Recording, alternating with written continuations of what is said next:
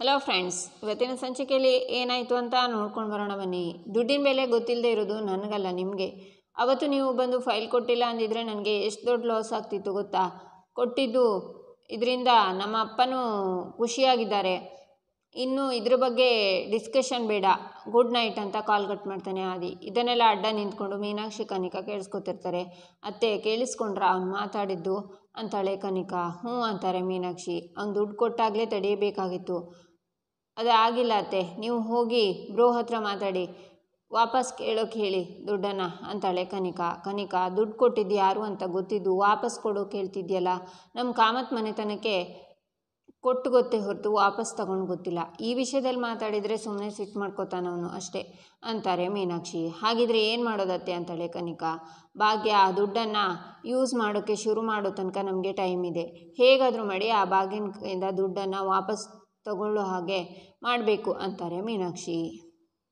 ಈಚೆ ಪೂಜಾ ರೂಮಲ್ಲಿ ಫಂಕ್ಷನ್ ಚೆನ್ನಾಗಾಯಿತು ಅಂತ ಮುಖನ ಒರೆಸ್ಕೋತಾ ಇರುವಾಗ ಕಿಶನ್ ಬಂದು ಅವಳ ಪಕ್ಕ ಕೂತು, ಪೂಜಾ ಇವತ್ತು ಎಷ್ಟು ಚೆನ್ನಾಗಿ ಕಾಣಿಸ್ತಿದ್ಯಾ ಗೊತ್ತಾ ಅಂತಾನೆ. ಅಂದರೆ ಇಷ್ಟು ದಿನ ನಾನು ಚೆನ್ನಾಗಿ ಕಾಣಿಸ್ತಿರೋಲ್ವಾ ಅಂತಾಳೆ ಪೂಜಾ. ಬೇರೆ ದಿನಕ್ಕಿಂತ ಇವತ್ತು 4 ಪಟ್ಟು ಚೆನ್ನಾಗಿ ಕಾಣಿಸ್ತಿದ್ಯಾ ಅಂತಾನೆ ಕಿಶನ್. ನೀನು ಅಷ್ಟೇ ಕಿಶನ್, ತುಂಬ ಚೆನ್ನಾಗಿ ಕಾಣಿಸ್ತಿದ್ಯಾ ಅಂತಾಳೆ ಪೂಜಾ. ನಾನು ಹೇಳಿದೆ ಅಂತ ವಾಪಸ್ ಹೇಳ್ತಿದ್ಯಾ ಅಲ್ವಾ ಅಂತಾನೆ ಕಿಶನ್. ಹೋಗೋ, ಹೇಳಿದ್ರು ಕಷ್ಟ, ಹೇಳದೇ ಇದ್ರೂ ಕಷ್ಟ ಅಂತಾಳೆ ಪೂಜಾ. ಸಾರಿ ಪೂಜಾ, ಕೋಪ ಮಾಡ್ಕೋಬೇಡ ಪ್ಲೀಸ್ ಅಂತ ಬಸ್ಗೆ ಹೊಡಿತಾನೆ ಕಿಶನ್. ಸರಿ ಬಿಡು ಅಂತಾಳೆ ಪೂಜಾ. ಹನಿಮೂನ್ಗೆ ಎಲ್ಲಿಗೆ ಹೋಗಬೇಕು ಅಂದ್ಕೊಂಡಿದ್ಯಾ ಅಂತಾನೆ ಕಿಶನ್. ಸದ್ಯಕ್ಕೆ ಅದ್ರ ಬಗ್ಗೆ ಯೋಚನೆ ಮಾಡಲ್ಲ ಅಂತಾಳೆ ಪೂಜಾ. ಯಾಕೆ ಯೋಚನೆ ಮಾಡಲ್ಲ ಅಂತಾನೆ ಕಿಶನ್. ಈಗ ಅದೆಲ್ಲ ಬೇಕಾ, ಮನೆಯವರೆಲ್ಲ ಏನು ಅಂದ್ಕೊಳ್ಳಲ್ಲ ಅಂತಾಳೆ ಪೂಜಾ. ಇವಾಗ ಹೋಗದೆ ಇನ್ನು 50 ವರ್ಷ ಆದಮೇಲೆ ಹೋಗೋಕ್ಕಾಗುತ್ತಾ ಅಂತಾನೆ ಕಿಶನ್. ಹಾಗಲ್ಲ ಕಣೋ, ಮನೆಯವ್ರ ಬಗ್ಗೆ ಯೋಚನೆ ಮಾಡಿದ್ಯಾ ಅಂತಾಳೆ ಪೂಜಾ ನಾವು ಹೋಗ್ತಿರೋದು ನನ್ನ ಹೆಂಡತಿ ಜೊತೆ, ಪಕ್ಕದ ಮನೆಯವ್ರ ಜೊತೆ ಅಲ್ಲ ಅಂತಾನೆ ಕಿಶನ್. ನೋಡು ಕಿಶನ್, ನನ್ನನ್ನು ಈ ಮನೆಯವರೆಲ್ಲ ಒಪ್ಕೋಬೇಕು. ಈ ಮನೇಲಿ ಎಲ್ಲರೂ ನನ್ನ ಒಪ್ಕೊಂಡಿದ್ದಾರೆ, ಕನಿಕಾ ಮತ್ತು ಅತ್ತೆ ಒಪ್ಕೊಂಡಿಲ್ಲ. ಅವರು ನನ್ನ ಒಪ್ಪಿದ ಮೇಲೆ ಇದ್ರ ಬಗ್ಗೆ ಯೋಚನೆ ಮಾಡಿ ಹೇಳ್ತೀನಿ ಅಂತಾಳೆ ಪೂಜಾ. ಅದಕ್ಕೂ ಇದಕ್ಕೂ ಏನು ಸಂಬಂಧ ಅಂತಾನೆ ಕಿಶನ್. ಸಂಬಂಧ ಇದೆ, ನಿನ್ನ ಅತ್ತೆ ಕನಿಕಾಗೆ ನನ್ನ ಮೇಲೆ ಕೋಪ ಇದೆ, ಅದೆಲ್ಲ ಹೋಗಬೇಕು ಅಂತಾಳೆ ಪೂಜಾ. ಹಾಂ, ಅದೆಲ್ಲ ಹೋಗೋದಕ್ಕೆ ನನ್ನ ಹತ್ರ ಒಂದು ಐಡಿಯಾ ಇದೆ ಅಂತಾನೆ ಕಿಶನ್. ಐಡಿಯಾನಾ, ಏನದು ಅಂತಾಳೆ ಪೂಜಾ. ನಾಳೆ ನೀನು ಮನೆಯವರಿಗೆ ನಿನ್ನ ಕೈಯಾರೆ ಅಡುಗೆ ಮಾಡು ಅಂತ ಕಿಶನ್ ಅಂದಾಗ, ನಾನಾ ಏನೋ ಹೇಳ್ತಿದ್ಯಾ, ನಾನೇನಾದರೂ ಅಡುಗೆ ಮಾಡಿದರೆ ನನ್ನ ಚೆನ್ನಾಗಿ ನೋಡ್ಕೋತಾ ಇರೋರು ನನ್ನ ಮೇಲೆ ಕೋಪ ಮಾಡ್ಕೋತಾರೆ ಅಷ್ಟೇ ಅಂತಾಳೆ ಪೂಜಾ. ಏನೂ ಆಗಲ್ಲ ಕಣೆ ಅಂತಾನೆ ಕಿಶನ್. ಇಲ್ಲ ಕಣೋ ಕಿಶನ್, ನನಗೆ ಅಡುಗೆ ಬಗ್ಗೆ ಸ್ವಲ್ಪ ಬೇಸಿಕ್ ಥಿಂಗ್ಸ್ ಗೊತ್ತು, ಆದರೆ ಚೆನ್ನಾಗೆಲ್ಲ ಅಡುಗೆ ಮಾಡೋಕ್ಕೆ ಬರಲ್ಲ ಕಣೋ ಅಂತಾಳೆ ಪೂಜಾ ನೀನೇ ತಾನೇ ಹೇಳಿದ್ದು ನನ್ನ ಗೋಲ್ ಇರೋದು ಎಲ್ಲರೂ ನನ್ನ ಸೊಸೆ ಅಂತ ಒಪ್ಕೋಬೇಕು ಅಂತ. ಬಟ್ ನೀನೇ ಎಫರ್ಟ್ ಹಾಕೋಕ್ಕೆ ರೆಡಿ ಇಲ್ಲ ನೋಡು ಪೂಜಾ, ನೀನು ಮಾಡೋ ಅಡುಗೆ ಸರಿ ಇಲ್ಲದೆ ಇದ್ರೂ ನೀನು ಹಾಕೋ ಎಫರ್ಟ್ ಎಲ್ರಿಗೂ ಇಷ್ಟ ಆಗಬೇಕು. ಟ್ರೈ ಮಾಡು, ಜಾಸ್ತಿ ಏನು ಬೇಡ, ಸಿಂಪಲ್ಲಾಗಿ ಏನಾದರೂ ಮಾಡೋಕ್ಕಾಗುತ್ತೋ ಅದನ್ನು ಮಾಡು ಅಂತಾನೆ ಕಿಶನ್. ಸರಿ ಕಿಶನ್ ಅಂತಾಳೆ ಪೂಜಾ ನಾಳೆ ನೀನು ಮಾಡೋ ಅಡುಗೆ ತಿಂದು ಎಲ್ಲರೂ ಫಿದಾ ಆಗಬೇಕು. ಈ ಮನೆಗೆ ಪರ್ಫೆಕ್ಟ್ ಹುಡುಗಿ ಅಂತ ಹೇಳ್ತಾರೆ ಎಲ್ಲರೂ. ಅವ್ರು ಹೇಳಿದ ತಕ್ಷಣ ನಮ್ಮ ಹನಿಮೂನ್ಗೆ ನಾನು ಫ್ಲೈಟ್ ಟಿಕೆಟ್ ಬುಕ್ ಮಾಡ್ತೀನಿ ಅಂತಾನೆ ಕಿಶನ್. ಬೆಳಿಗ್ಗೆ ಭಾಗ್ಯ ರೆಡಿಯಾಗಿ ದುಡ್ಡಿನ ಸೂಟ್ಕೇಸ್ ತಗೊಂಡು ಹೊರಡ್ತಾಳೆ. ಭಾಗ್ಯ, ಬೆಳಿಗ್ಗೆ ಈ ದುಡ್ಡು ತೊಗೊಂಡು ಯಾವ ಕಡೆ ಹೊರಟಿಯಮ್ಮ ಅಂತಾರೆ ಕುಸುಮ. ಇನ್ಯಾವ ಕಡೆ ಅತ್ತೆ, ಇದನ್ನು ಆದಿ ಅವರಿಗೆ ವಾಪಸ್ ಕೊಟ್ಟು ಹಾಗೆ ಕ್ಯಾಂಟೀನ್ ಕಡೆಗೆ ಹೋಗಿ ಬರ್ತೀನಿ ಅಂತಾಳೆ ಭಾಗ್ಯ. ಇಲ್ಲ ಭಾಗ್ಯ, ನೀನು ಏನೇ ಮಾಡಿದ್ರು ಆದಿ ಆ ದುಡ್ಡು ತಗೋತಾನೆ ಅಂತ ನನಗಂತೂ ಅನ್ನಿಸ್ತಿಲ್ಲ. ಈಗಾಗಲೇ ನಿನಗೆ ಗೊತ್ತಾಗಿರ್ಬೇಕಲ್ವಾ ಅವನು ಎಷ್ಟು ಹಠಮಾರಿ ಅಂತ ಅಂತಾರೆ ಕುಸುಮ. ಅತ್ತೆ, ಈ ವಿಷಯದಲ್ಲಿ ಅವ್ರು ಎಷ್ಟೇ ಹಠವಾದಿ ಆದರೂ ನಾನಂತೂ ಕೇಳಲ್ಲ ಅತ್ತೆ. ನಾನು ಅವರಿಗೆ ನಿನ್ನೆನೇ ಹೇಳಿದ್ದೀನಿ ಈ ದುಡ್ಡು ಇವರಿಗೆ ಸೇರಿದ್ದಲ್ಲ ಅಂತ. ನನ್ನ ಮಾತೇ ಕೇಳಲಿಲ್ಲ. ಇವತ್ತು ಏನೇ ಆದರೂ ಈ ದುಡ್ಡನ್ನು ವಾಪಸ್ ಕೊಟ್ಟು ಬರ್ತೀನಿ ಅತ್ತೆ ಅಂತಾಳೆ ಭಾಗ್ಯ. ಮಗಳೇ, ಅವನು ಗಿಫ್ಟ್ ಅಂತ ಕೊಟ್ಟಿದ್ದಲ್ವಾ, ವಾಪಸ್ ಕೊಡೋದು ಸರಿನಾ ಅಂತಾರೆ ಧರ್ಮರಾಜ್. ಮಾವ, ಉಡುಗೊರೆ ಯಾವತ್ತೂ ಮನಸ್ಸಿಗೆ ಖುಷಿಯಾಗೋ ಥರ ಇರಬೇಕು, ಭಾರ ಆಗೋ ಥರ ಇರಬಾರ್ದು. ಇದನ್ನು ನನಗೆ ಕೊಟ್ಟಾಗಿಂದ ನನ್ನ ಮನಸ್ಸಿಗೆ ತುಂಬ ಭಾರ ಅನ್ನಿಸ್ತಿದೆ ಮಾವ, ಅದಕ್ಕೆ ಇದನ್ನು ಅವರಿಗೆ ವಾಪಸ್ ಕೊಟ್ಟು ಬರೋಣ ಅಂತಾಳೆ ಭಾಗ್ಯ ನನ್ನ ಮಾತು ಕೇಳೆ, ಮನೆಗೆ ಬಂದಿರೋ ಭಾಗ್ಯಲಕ್ಷ್ಮಿನ ಬೇಡ ಅಂದರೆ ಒಳ್ಳೇದಲ್ಲ ಅಂತ.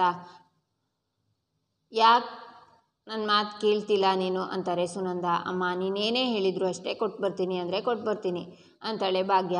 ಆಗ ರಮಕ್ಕ ಬಂದು, ಒಂದು ದೊಡ್ಡ ಸಮಸ್ಯೆ ಆಗಿದೆ ಭಾಗ್ಯ, ಇದರಿಂದ ನೀನೇ ಬಚಾವ್ ಮಾಡಬೇಕು ಭಾಗ್ಯ ಅಂತಾರೆ. ಏನು ಅಂತ ಹೇಳಿ ಅಂತಾಳೆ ಭಾಗ್ಯ. ನನ್ನ ಮಗಳಿಗೆ ಅವರ ಅತ್ತೆ ಮನೆಯಲ್ಲಿ ತುಂಬ ಸಮಸ್ಯೆ ಆಗ್ತಿದೆ ಭಾಗ್ಯ ಅಂತಾರೆ ರಮ. ಯಾಕೆ, ಏನಾಯಿತು ಅಂತಾಳೆ ಭಾಗ್ಯ. ಮದುವೆಯಲ್ಲಿ ವರದಕ್ಷಿಣೆ ಕೇಳಿದರು, ಮದುವೆ ಆದಮೇಲೆ ಎಲ್ಲ ಕೊಡ್ತೀವಿ ಅಂತ ಮದುವೆ ಮಾಡಿಸಿದ್ದೀವಿ ಭಾಗ್ಯ. ಮದುವೆ ಆಗಿ ಇಷ್ಟು ವರ್ಷ ಆದರೂ ಕೊಟ್ಟಿಲ್ಲ ಅಂತ ತುಂಬ ತೊಂದರೆ ಕೊಡ್ತಿದ್ದಾರೆ ಭಾಗ್ಯ. ಇನ್ನು ಒಂದೇ ವಾರದಲ್ಲಿ 10 ಲಕ್ಷ ಕೊಡಬೇಕಂತೆ, ಇಲ್ಲ ಅಂದರೆ ಡಿವೋರ್ಸ್ ಕೊಡ್ತೀನಿ ಅಂತ ಹೇಳ್ತಿದ್ದಾರೆ. ನೀನು ಮನ್ಸು ಮಾಡಿದರೆ ಎಲ್ಲ ಆಗುತ್ತೆ ಅಂತಾರೆ ರಮ. ನಾನು ಮನ್ಸು ಮಾಡಿದ್ರಾ ಏನು ಸರಿ ಹೋಗುತ್ತೆ ಅಂತಾಳೆ ಭಾಗ್ಯ. ನಿನ್ನ ಹತ್ರ ಇರೋ ದುಡ್ಡಲ್ಲಿ 10 ಲಕ್ಷ ಕೊಟ್ಬಿಡು, ಸುಮ್ಮನೆ ಏನು ಕೊಡಬೇಡ, ಸಾಲದ ರೂಪದಲ್ಲಿ ಕೊಡು, ಎಷ್ಟು ಬೇಗ ಆದರೆ ಅಷ್ಟು ಬೇಗ ಕೊಡ್ತೀನಿ ಭಾಗ್ಯ ಅಂತಾರೆ ರಮ. ಅಷ್ಟಕ್ಕೂ ಈ ದುಡ್ಡು ನಂದಲ್ಲ ಅಂತಾಳೆ ಭಾಗ್ಯ. ಅಷ್ಟು ದುಡ್ಡು ಕೈಯಲ್ಲಿಟ್ಕೊಂಡು ದುಡ್ಡಿಲ್ಲ ಅಂತಿದ್ಯಲ್ಲ, ಇದು ನನ್ನ ಮಗಳ ಜೀವನದ ಪ್ರಶ್ನೆ, ಅರ್ಥ ಮಾಡ್ಕೊ ಅಂತಾರೆ ರಮ. ಇದು ನನ್ನ ದುಡ್ಡಲ್ಲ ಅಂತಾಳೆ ಭಾಗ್ಯ. ಭಾಗ್ಯ ನೇರವಾಗಿ ಕೇಳ್ತಿದ್ದೀನಿ, ಸಹಾಯ ಮಾಡೋಕ್ಕಾಗತ್ತಾ ಇಲ್ವಾ ಹೇಳಿಬಿಡು ಅಂತಾರೆ ರಮ. ಸಹಾಯ ಮಾಡೋ ಮನಸ್ಸಿದೆ ರಮಕ್ಕ, ಆದರೆ ನಿಮಗೆ ಅಷ್ಟು ದುಡ್ಡು ಕೊಡೋ ಪರಿಸ್ಥಿತಿನಲ್ಲಿ ನಾನಿಲ್ಲ, ದಯವಿಟ್ಟು ಕ್ಷಮಿಸಿ ಅಂತಾಳೆ ಭಾಗ್ಯ. ನೀನು ಸಹಾಯ ಮಾಡಬಹುದು ಅಂತ ಬಂದೆ, ಪರವಾಗಿಲ್ಲ ಅಂತ ರಮ ಅಲ್ಲಿಂದ ಹೋಗ್ತಾರೆ. ನೋಡಿದ್ಯಮ್ಮ, ಮನೆಗೆ ಬಂದು ಮಹಾಲಕ್ಷ್ಮಿನ ವಾಪಸ್ ಕಳಿಸ್ಬೇಡ ಅಂತ ಹೇಳಿದೆ ನೋಡು, ಆ ಲಕ್ಷ್ಮಿಯಿಂದ ಎಷ್ಟೆಲ್ಲ ಸಮಸ್ಯೆ ಆಗ್ತಿದೆ ಅಂತ. ನನ್ನ ಕೈನಲ್ಲಿ ದುಡ್ಡಿದ್ರೂ ಸಹಾಯ ಮಾಡಲ್ಲ ಅನ್ಕೋತಾರೆ ಜನ. ಮೊದಲು ಹೋಗಿ ದನ ಕೊಟ್ಟು ಬರ್ತೀನಿ ಅಂತ ಭಾಗ್ಯ ಹೋಗ್ತಾಳೆ.